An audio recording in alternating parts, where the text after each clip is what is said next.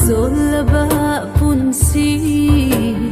bisinjari na khuya khada chadliba khong thang athengba kaya lei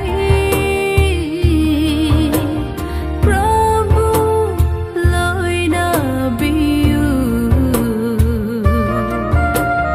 telaba punsi solaba punsi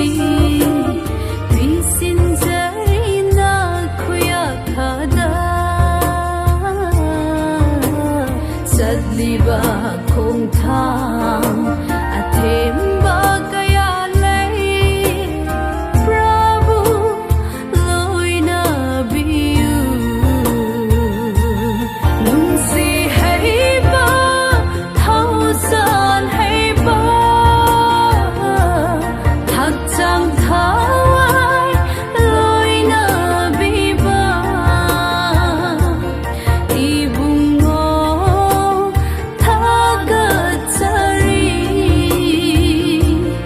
ibungo thagachari jesu nang tani eigi leijaba jesu nang tani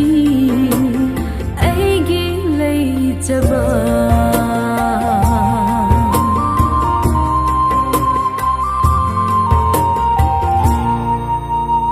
cross ki lambida